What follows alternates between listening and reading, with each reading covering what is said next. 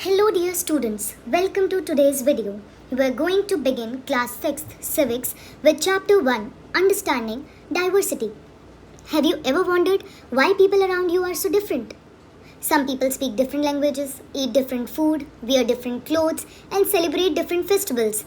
Isn't it amazing how so many different people live together in the same country like India? That's exactly we will explore in this chapter. What diversity is, why it's important and how it helps us to understand each other better.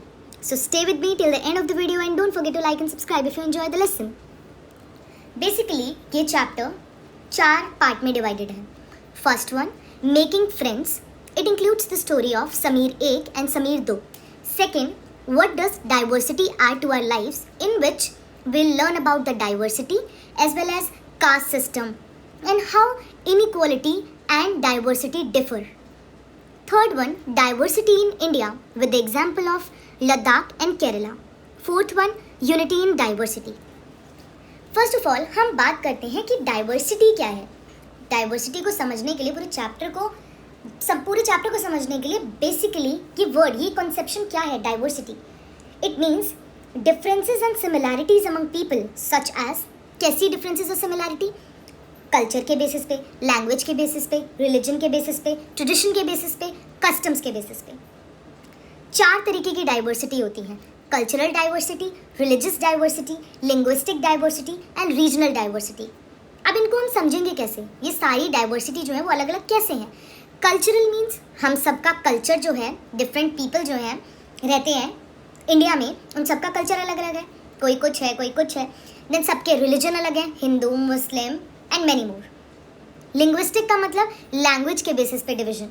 Regional means कोई पहाड़ी इलाकों में रहता है, कोई किसी और इलाके में रहता है, तो ये रीजनल डिफरेंस है. अब डाइवर्सिटी की इंपॉर्टेंस क्या है हमारी ज़िंदगी में? It promotes tolerance and acceptance. Second, it encourages respect among people. Third one, it helps in building harmonious relationship between people. Fourth one, it fosters a sense of unity in diversity. इसकी क्या importance है diversity की, ये पूरी chapter में हमें बताया जाएगा कि बेसिकली हमारी ज़िंदगी में इसकी क्या इंपॉर्टेंस है.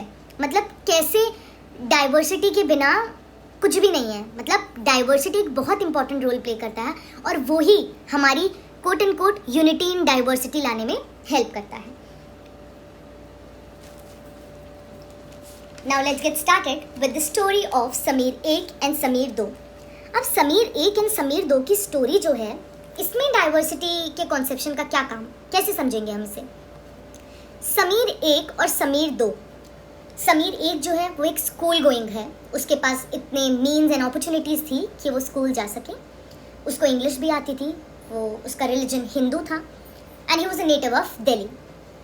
On the other hand Sameer 2 was a poor fellow. He was a newspaper seller. उसको तो ये भी नहीं पता था कि subject word quote and quote क्या होता है. जब राइट्स इमर्ज हुए उसके होम टाउन मेरठ में, तब उसने अपने दोस्त समीर 1 को रिवील किया कि उसका रिलीजन मुस्लिम है. उसके बाद सिचुएशन काफ़ी ख़राब होने की वजह से वो अपने होम टाउन वापस चले गया एंड उसके बाद वो दोबारा कभी नहीं मिले. तो ये स्टोरी हमें क्या बताती है? एक सैड एंड होप की स्टोरी है ये, सैडनेस एंड होप की. बेसिकली ये दोनों स्टोरी, ये जो स्टोरी है इन दोनों के बीच में डाइवर्सिटी बताती है. रिलीजन बेसिस पे, कल्चर बेसिस पे, लैंग्वेज बेसिस पे, सारी चीज़ों पे. तो ये बेसिकली हमारा एक बेस है इस चैप्टर को समझने का, इस स्टोरी के थ्रू. अब हम बात करें कि डाइवर्सिटी और इनइक्वालिटी में क्या डिफरेंस है. जैसे आपको पता है कि कास्ट सिस्टम हमारी सोसाइटी में एंशिएंट टाइम से है अब तक, और इवन ये इरिवर्सिबल है. इनइक्वालिटी कैसे आती है? कास्ट सिस्टम का नाम ही इनइक्वालिटी है. जैसे डिफरेंट कास्ट डिफरेंट काम करेगी, ये वो करेगा, ये वो करेगा, ये सब चीज़ें लोगों ने बना रखी हैं कि एंशिएंट टाइम से यही चलता हुआ आया है. मान लो किसी के फादर पॉटर हैं तो मतलब उसका बेटा भी पॉटर ही बनेगा. ये इरिवर्सिबल है. मतलब आप पीपल को वर्क असाइन किया जाता है उनकी कास्ट के बेसिस पे. डाइवर्सिटी का मतलब है difference in culture, language, religion, caste, taste, clothing, eating habits. On the other hand inequality का मतलब है रिसोर्सेज में डिफरेंस जो हमारे पास है, जिसकी वजह से इनइक्वालिटी आती है. कोई ऊंचा है, कोई नीचा है, कोई अमीर है, कोई गरीब है. डाइवर्सिटी गलत नहीं है, कभी कभी इट लीड्स टू इनइक्वालिटी, जो कि गलत है हमारी सोसाइटी में। अब हम समझेंगे डाइवर्सिटी इन इंडिया के बारे में। इंडिया में लोग डिफरेंट लैंग्वेजेस बोलते हैं, डिफरेंट खाना खाते हैं, डिफरेंट फेस्टिवल्स मनाते हैं, डिफरेंट रिलीजन प्रैक्टिस करते हैं। हम बहुत सारी चीज़ें हैं जो अलग अलग करते हैं, बट हम काफ़ी सारी चीज़ें सिमिलर भी करते हैं अलग करने के साथ साथ। अब हम डाइवर्सिटी की बात जब इंडिया में करेंगे तो हम देखेंगे कि डाइवर्सिटी आई कैसे, इमर्जेंस कहाँ से हुआ इसका। 200 साल पुरानी बात है, तब लोग एरोप्लेन, ट्रेन और बस आने से पहले लोग फुट पे ट्रैवल करते थे, हॉर्सेस पे, शिप्स में, in the search of new lands, new places and also for trade.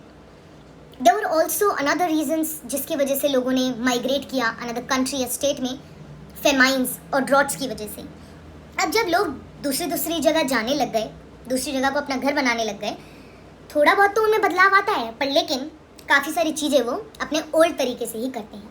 तो इसको हम बोलते हैं intermixing of culture, means you are taking your old ways of doing things in another country and also adjusting yourself in another country with their means and their culture. So basically diversity को काफ़ी सारे factors impact करते हैं एक reason की diversity को। Historical factor, geographical factors, cultural factors, बहुत सारे फैक्टर्स इन्फ्लुएंस करते हैं। अब हम डाइवर्सिटी की कॉन्सेप्शन को इंडिया में आगे बढ़ाते हुए हम एग्जाम्पल से समझेंगे लद्दाख और केरला में क्या डिफरेंस है। लद्दाख जो है वो नॉर्दर्न पार्ट ऑफ इंडिया में लोकेटेड है। वहाँ पे वूल की ट्रेड, पश्मीना शॉल के बारे में आपको पता होगा कितना फेमस है। लद्दाख को हम लिटिल तिब्बत कहते हैं। वहाँ पे मुस्लिम पॉपुलेशन बहुत सिग्निफिकेंट है और वहाँ पे लोग बुद्धिज़्म को ज़्यादा फॉलो करते हैं। On the other hand Kerala में वो south west corner of India में लोकेटेड है। एक जगह सी से सराउंडेड है, एक जगह हिल्स से, और वहाँ पे पेपर, क्लोव्स एंड कार्डमम्स ग्रोन होते हैं हिल्स में। यहाँ पे लोग डिफरेंट रिलीजन्स को प्रैक्टिस करते हैं, जुदाइज़म, इस्लाम, क्रिश्चियनिटी, हिंदुइज्म, बुद्धिज़्म। वहाँ पे बोट रेस बहुत इंपॉर्टेंट है एंड केरला में ओनम फेस्टिवल बहुत इंपॉर्टेंट है। तो इस एग्जाम्पल से हम समझेंगे कि लद्दाख और केरला में क्या डाइवर्सिटी है। हाँ, सारे ज्योग्राफिकल फैक्टर अलग हो सकते हैं, हर जगह के हिस्टोरिकल फैक्टर अलग हो सकते हैं, बट इनमें कल्चरल इन्फ्लुएंस सेम है कि दोनों के दोनों चाइनीज़ और अरब ट्रेडर्स से इन्फ्लुएंस्ड हैं। जब लोग दूसरी स्टेट या कंट्री में माइग्रेट करते हैं तो वो अपने कल्चरल ट्रेडिशंस को भी साथ लेके चलते हैं हमेशा, जैसे ज्योग्राफिकल चीज़ों को, जैसे अपनी लैंग्वेज को, अपनी बाकी सारी चीज़ों को, रिलीजन को, बाकी सारी चीज़ों को साथ लेके चलते हैं, अपने कल्चर को भी साथ लेके चलते हैं जहाँ भी जाते हैं। अब नेक्स्ट टॉपिक पर हम पढ़ेंगे unity in diversity. Unity in diversity का जो ये टर्म है, ये किसने कॉइन किया? जवाहरलाल नेहरू ने। उन्होंने बोला है कि ये जो यूनिटी है इंडिया में, ये किसी ने इम्पोज नहीं करी गई है, किसी ने इम्पोज नहीं करी हम पर, ये डीपर है। हमारे यहाँ लोगों के बिलीफ और कस्टम की वैल्यू करी जाती है और टॉलरेंस भी है, tolerance of belief and custom and also respect for each other. India की डाइवर्सिटी जो है वो उसकी सोर्स ऑफ स्ट्रेंथ है। अब हम डाइवर्सिटी में सोर्स ऑफ स्ट्रेंथ क्यों बोल रहे हैं इंडिया में डाइवर्सिटी को? इंडिया की फ्रीडम मूवमेंट के बारे में अगर हम जाने तो वहाँ पे लोग डिफरेंट बैकग्राउंड के थे, इकट्ठे हो गए सारे ब्रिटिशर्स के खिलाफ लड़ाई करने के लिए। काम भी उन्होंने एक साथ किया लड़ने का, जेल भी एक साथ गए, ब्रिटिशर्स को उन्होंने अपोज किया। ये शो करता है हमें how people could be different and yet be united in their struggle against the Britishers. यही यूनिटी इन डाइवर्सिटी कोड जो है उसको सिग्निफाई करता है। चलो, फ्रीडम मूवमेंट की हमने बात कर ली, अब हम इसमें करते हैं another example of Jallianwala Bagh massacre that happened in 1919। वहाँ पे जनरल डायर ने निहत्थे लोगों पर गोलियां बरसा दी थी। लोगों के पास हथियार भी नहीं थे, तो सारे लोग डिफरेंट रिलीजन के इकट्ठे होकर उन्होंने ब्रिटिशर्स के खिलाफ प्रोटेस्ट किया। सॉन्ग्स एंड सिंबल, जो भी हमारे सॉन्ग्स एंड सिंबल्स हैं वो हमारे क्या शो करते हैं? रिच ट्रेडिशन ऑफ रिस्पेक्ट हमारी डाइवर्सिटी के लिए। जितने भी हमारे सॉन्ग एंड सिंबल हैं जो फ्रीडम मूवमेंट के टाइम पे इमर्ज होकर आए थे, वो सारे के सारे क्या शो करते हैं हमें? हमारा rich tradition of respect for diversity. और अगर हम एग्जाम पर्सपेक्टिव से और एक और एग्जाम्पल दें तो हम एक और कॉन्सेप्ट समझें, एक और कॉन्सेप्ट नहीं, एक और क्वेश्चन इमर्ज होके आ सकता है कि भाई इंडिया का नेशनल एंथम किसने कंपोज किया था? तो वो थे हमारे Rabindranath Tagore. So this is all about the conception of diversity. Thank you everyone for listening to me patiently.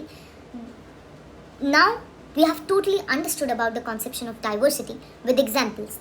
Diversity is what makes our world rich and vibrant. By understanding and appreciating the different